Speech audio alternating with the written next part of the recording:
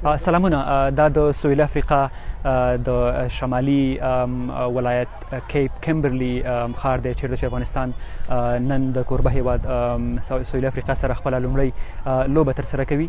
په دې نړیوال جام کې 14 لوبډلې په څلورو مساوي ګروپونو ویشل شوي دي چې افغانستان او سویلي افریقا په څلورم ګروپ کې قرار لري. دواړه لوبډلې د خپل ګروپ د دوو مخکښو لوبډلو په حیث پیژندل کیږي. د نړیوال جام په تمریناتي لوبو کې سویلي افریقا خپله لومړۍ لوبه د سریلانکا څخه وبایلله او دویمه لوبه یې بیا د نایجیریا څخه وګټله چې نایجیریا نسبتا نوی او کمزوری ټیم ګڼل کیږي په دې ورلډ کپ کې. افغانستان هم خپله لومړۍ لوبه د هند څخه وبایلله په ډېر ستر توپیر، خو په دوهمه لوبه کې بیا ډېره ښه لوبه وکړله او پیاوړې لوبډله انګلینډ یې مات کړ. ما لږ مخکې د رئیس احمدزي د افغانستان د کوچ سره خبرې وکړلې او هغه وویل چې که څه هم دا هیواد ویشتن ځایونه یې ډېر فرق لري نسبت هغه ځایونو ته چې موږ لوبې کوو او هوا یې هم ډېره ګرمه ده. په همدې مخه موږ تقریبا 2 هفتې مخکې راغلي وو دې هیواد ته چې د دې ویشتن ځایونو سره ځان بلد کړو او د هوا سره ځان بلد کړو چې تر اوسه پورې سفر ډېر مثبت و او امید دی چې په نړیوال جام کې به ښې پایلې ولري. د تمریناتي لوبو مخکې افغانستان هند ته تللی و د دې ورلډ کپ د تیاري لپاره. په هند کې د هند 19 کلنو لوبډلې سره 15 ورځنۍ لوبې وکړلې چې 2 افغانستان وګټلې او 3 هند وګټلې. سویلي افریقا هم پیاوړې لوبډله ده او داسې لوبغاړي پکې شته چې کولی شي خپله لوبه تر بریا ورسوي. 2 لوبغاړي چې ډېر شمېر پکې کېږي هغه جاناتن برډ او د دوی بل لوبغاړی کویتزي دی چې په تیر نړیوال جام کې هم د سویلي افریقا نمایندګي کړې وه، سویلي افریقا لوبه کړې وه.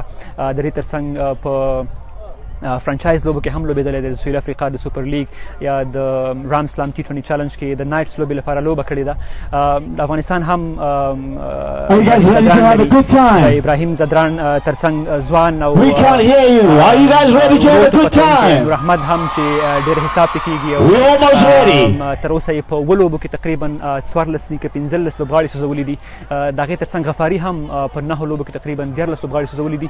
نو دواړه لوبډلې تر ډېره بالانس دي او مساوي دي، برابر دي او همدغه وجه ده چې نن لوبه به ډېره دلچسپه وي چې څوک ښه لوبېږي پای کې به همغه ګټونکی بې له شکه، خو لوبه به ډېره جالبه وي. لوبه په ملي تلویزیون هم کتلی شئ، د ملي تلویزیون په سپورټس چینل یې هم کتلی شئ.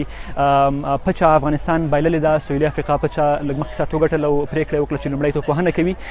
دې لوبغالي د 1998 کال وروسته کومه نړیواله لوبه نه ده کوربهتوب یې ورلنډی کړی، یوازې 2 نړیوالې لوبې کوربهتوب یې کړی چې هغه په 1998 نړیوال جام کې، هغه هم د 19 کلنو نړیوال جام و.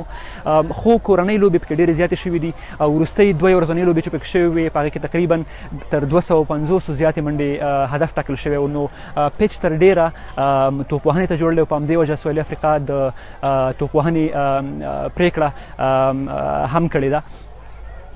افغان کپتان یا لوبډل مشر فرحان زاخیل سره مې وختي خبرې وکړلې.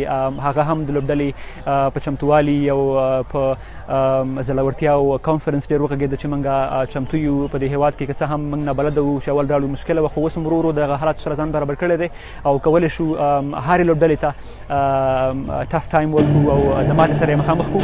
د نننۍ لوبې بریا هرې دغه دواړو لوبډلو ته مهمه په دې ده چې افغانستان او سویلي افریقا د خپل ګروپ 2 مخکښې لوبډلې دي، نو چې هر چا د لوبه وګټله د نړیوال جام وروستی سفر ورته بیا اسانېږي او کولی شي چې په وروستي پړاوونو کې مخکې لاړ شي. ځکه 2 نورې لوبډلې چې په دې ګروپ کې دي هغه کاناډا ده او UAE یا متحده عربي امارات دي چې هغه دومره سخت به نه وي لکه ساوت افریقا یا د ساوت افریقې لپاره افغانستان یا د افغانستان لپاره ساوت افریقا. نو د نننۍ لوبې بریا ډېره مهمه ده. کولی شئ د ملي تلویزیون په خواله رسنیو صفحاتو تعقیب کړئ، لوبه په تلویزیون په ژوندۍ بڼه کتلی شئ. ما چې د لوبغاړي خواوشا وګرځېدلم او ومې کتل د افغانانو شمېر ډېر کم او په نش حساب دی.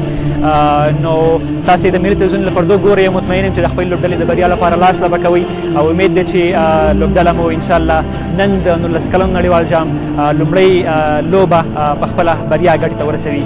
نو تر بیا ښې چارې او مننه.